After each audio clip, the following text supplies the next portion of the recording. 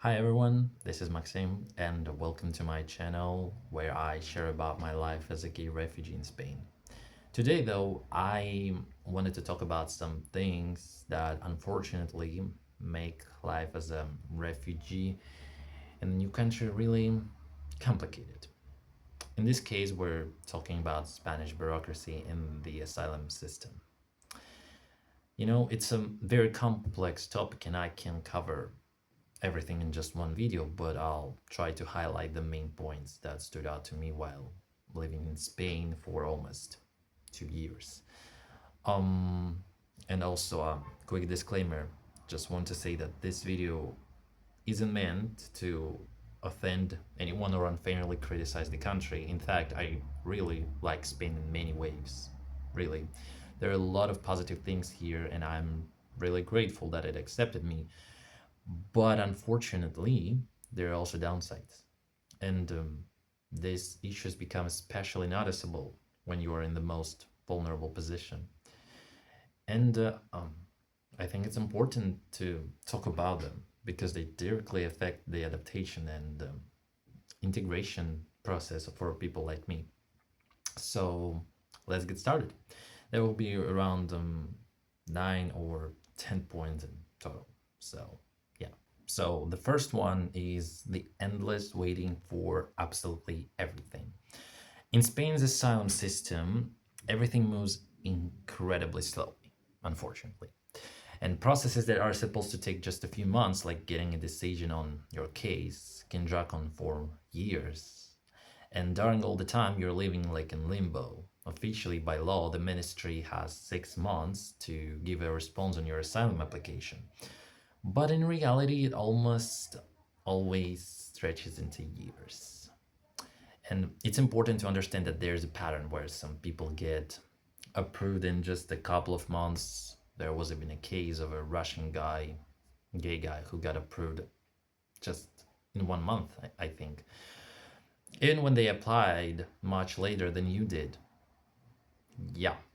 So, and this mostly happens with transgender applicants, really, or theoretically, if you have an extremely strong case. But in fact, nobody really knows for sure. It's just theories. And this randomness is just glaringly unfair. In 2 days, I'll have been waiting 1 year and 9 months for my case. I can't even put into words how awful it is to live us so long in a state of uncertainty. It really feels like your life is on pause. Pause. Yeah. Okay. Of course, you can file a complaint about unreasonably long processing times, for example, which I already did by sending an official complaint to the ombudsman. Ombudsman. Yeah, I hope I pronounced it right. In February. But for many who filed complaints directly with the ministry, responses either took a very long time or never came at all. And when they did respond, it was usually just to say, you need to wait. So, yeah, this is really frustrating. So, the second one is complete dependence on bureaucracy. One of the most frustrating things is that you have almost no control over anything. Your life literally depends on how and when the system works, whether you can get an appointment or the right document on time, and whether the staff make mistakes on the paperwork. And mistakes happen often. Yeah, and for example, when you need to get your first refugee document, the red card, or renew it, they might give you the wrong version or make repeated errors when filling out your information. To get an appointment at the police station to replace it, you often have to catch a slot that doesn't exist, and sometimes people end up paying other people just to secure it. And thankfully, I guess now in this year and at the end of the last one, this problem seems to have been mostly solved in Barcelona now. But still, it was a huge problem back then.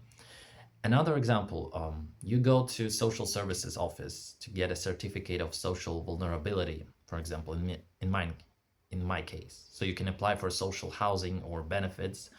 You wait 2 weeks for an appointment, only for the staff to tell you that they don't issue these certificates at all. Meanwhile, some of my friends went to a different office in Barcelona and got theirs without any problem. How are you not supposed to get mad? Sometimes office work with huge delays and you have to come back multiple times only to be told different things each visit. Yeah. Visit, yeah. Sorry. Often, even the staff themselves can give a clear answer to your question.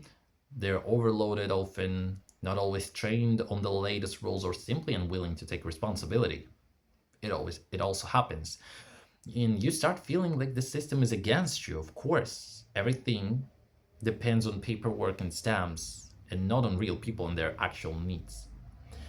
And it's even more frustrating when they say, come back tomorrow or come back in a month, like this mañana thing.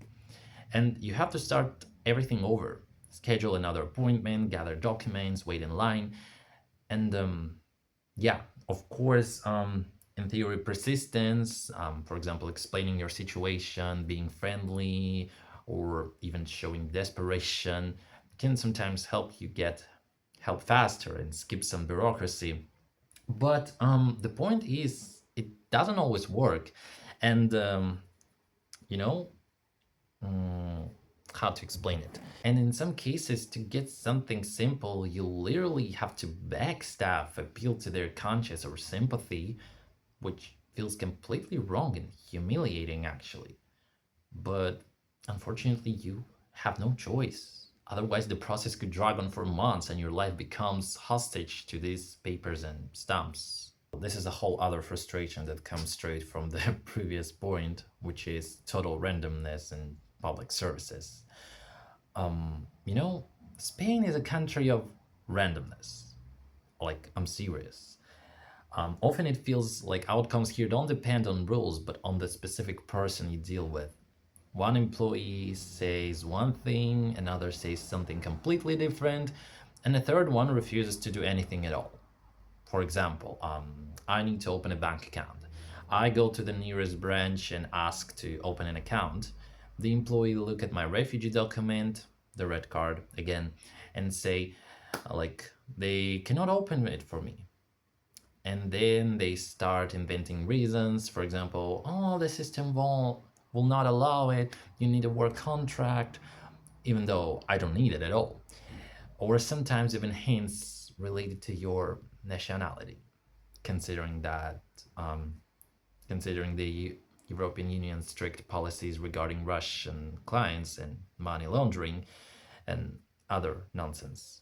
And you can try asking for the manager, and they may solve the problem in a minute. Or you have to go to a different branch. You walk into another branch, says the same thing, and they open the account for you without any problem. And that's just one of many irritating examples. Because of this, you live in a constant uncertainty, literally having to choose which office and which employee to talk to. And it's not only about banks, it's about any other public services, any other places. And it's the same in many areas here. And it's so crazy and it's so annoying. Another thing is that it's really hard to start working here. This is a separate struggle for many people, including Spaniards themselves.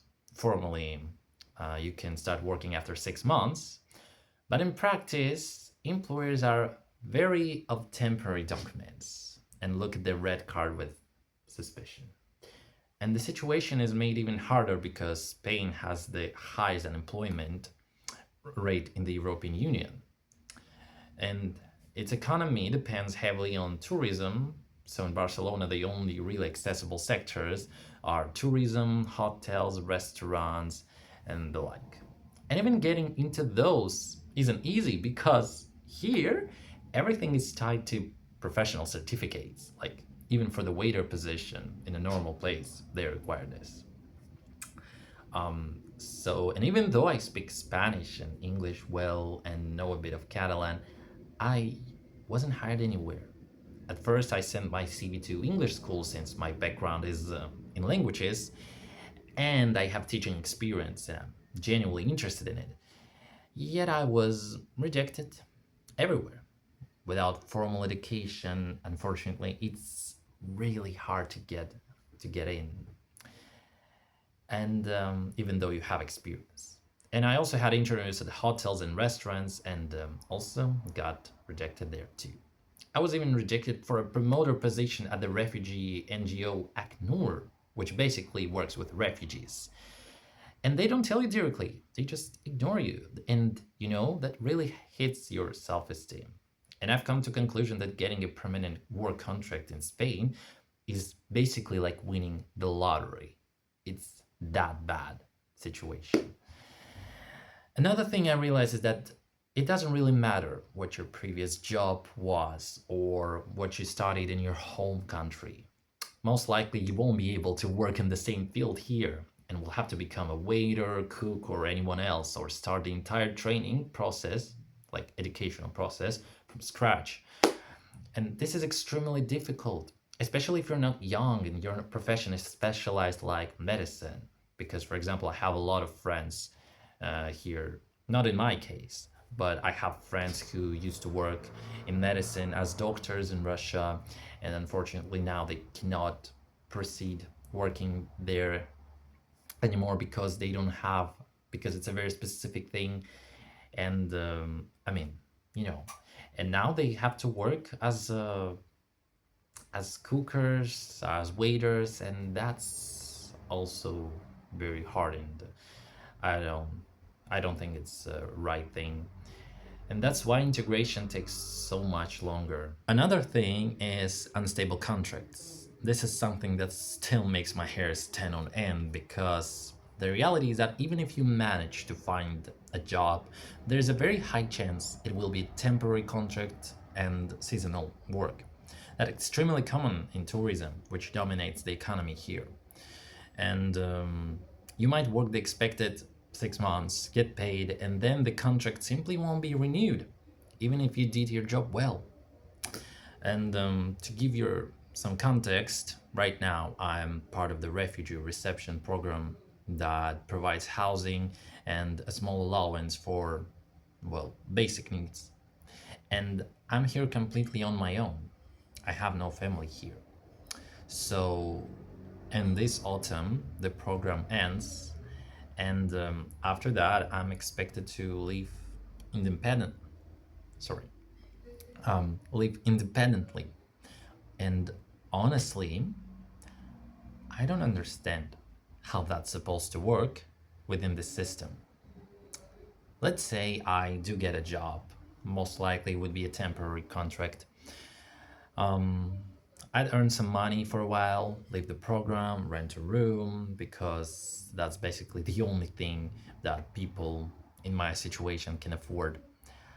And then the contract ends, and the employer decides not to renew it.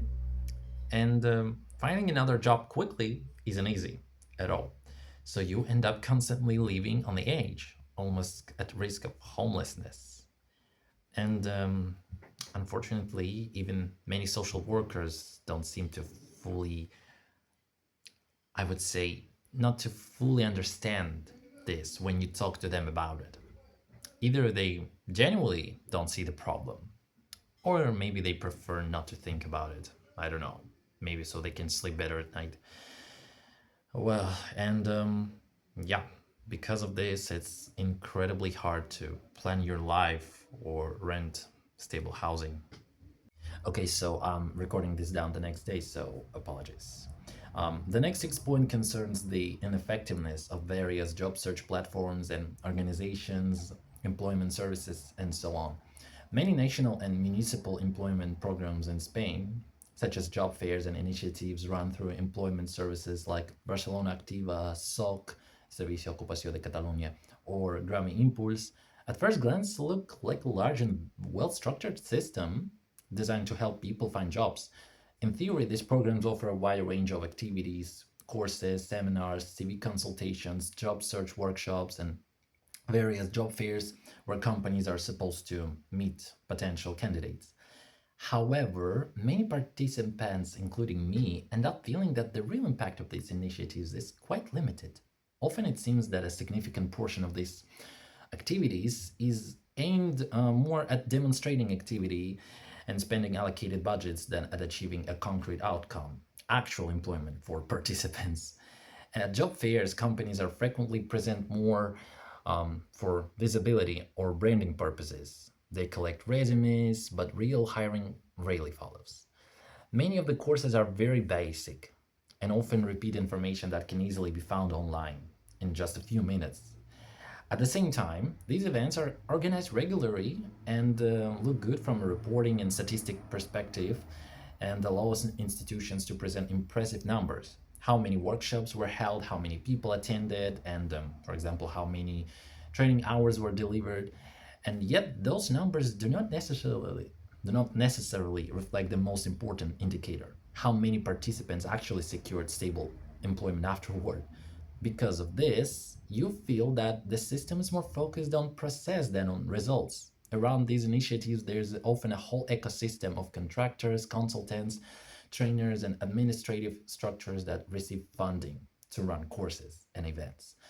And from the perspective of someone genuinely looking for work, it can sometimes appear that a significant portion of the funding goes toward maintaining the system of activities itself.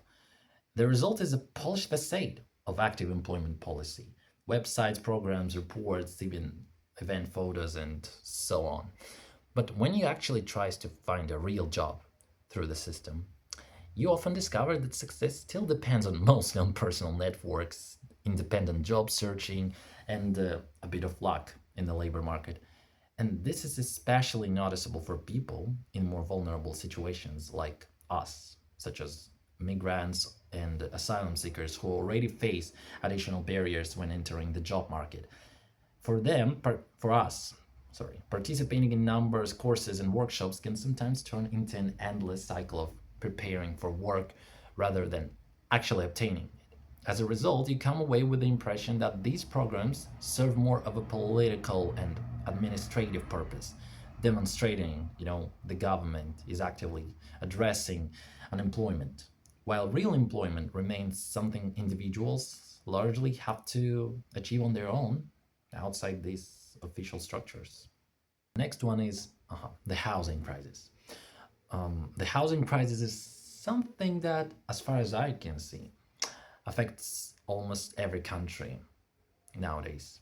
But in Spain, and specifically in Barcelona, the situation is also very bad. Rent in Spain is expensive and usually requires a stable work contract, financial guarantees, and deposits. For refugees, this market is almost completely closed, unfortunately. You can sometimes, of course, find rooms for around 500 euros a month, more or less, but anything beyond that, like renting an entire apartment, is usually out of reach. As a result, based on the experience of many people I know, you often have to keep changing where you live, renting rooms with friends or with strangers, and again. And it's hard to understand how you're supposed to plan your future in such instability, how you're supposed to save money for housing or building any kind of stability.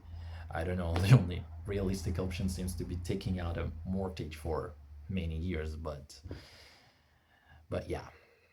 So it is what it is. And the next point is limited freedom of movement. The eighth point is fairly short but still important. You can freely move around the world. What I mean, while you are an asylum seeker and haven't yet received your final resolution along with a TIA and a refugee travel document, you are not allowed to leave Spain. In practice, this means you're effectively confined to one country. Of course, Spain is not a small country, but the system is more or less the same everywhere here. And at the same time, it limits potential career opportunities abroad and simply your basic freedom of movement. The final point is chronic stress and uncertainty. The hardest part is the psychological one. You don't know whether your case will be approved. In my situation, yes, there is about a 99% chance it will be, since Spain is one of the few EU countries that can grant asylum even without a long documented history of persecution. The risk of persecution if you return to your home country can already be enough. And Spain is well aware of the situation LGBTQ people face in Russia. But even so, the real question becomes when it will happen. Where will you be living in a year? Will you be able to build a stable life? And this feeling of uncertainty can last for years. Over these almost 2 years I've gone from the excitement and euphoria of a new free life to a state of chronic apathy, stress, and disappointment. I keep doing things, I keep functioning, but there's less joy in me now. I've become more emotionally unstable, I cry often, and I've grown more cynical. Many times I act on autopilot, not because I truly want to, and I don't like it, but I can't seem to change it. And I genuinely think I need help. As Taylor says, the greater woman has faith, but even statues crumble if they're made to wait. The ability to endure and wait is a good thing, but it's not endless, even for the strongest people. And what makes it especially hard is that you often don't know who you can talk to about this. Because many people, including some Russian refugees, simply don't see the systemic problem. They don't see how hard you're trying, really trying. But that sometimes you're just unlucky, and luck actually plays a lot role here too. For them, it's easier to say that you're not doing enough, that you complain too much instead of being grateful. And for me, this is one of the most painful and frustrating attitudes of all, especially when it comes from adults with a work experience, connections, or alternative ways to earn money, or from people whose professions are tied to bars and tourism, which are everywhere here in Barcelona. So it making it easier to them for them to find work if they want to, and because it's their interest. In my case, my interests are languages, audiovisual content, and art. Together with my friends, we created an association aimed at helping refugees, and I'm responsible for running Spanish classes there. And it seems like I'm doing a good job. So, no, I am doing enough. And no, the problem isn't me. The problem is a system that is simply not doing a good enough job at receiving and integrating refugees to society. So that was the final point of this video. Thank you very much for watching it right to the end. I am delighted to have the opportunity to share my experiences and talk about important issues because it's only by talking about them that we can bring about change or draw attention to the problem. And I believe it's important to share this as few people really know or even think about what refugees' lives are like and how flaws in the system affect the most vulnerable groups and make life much harder.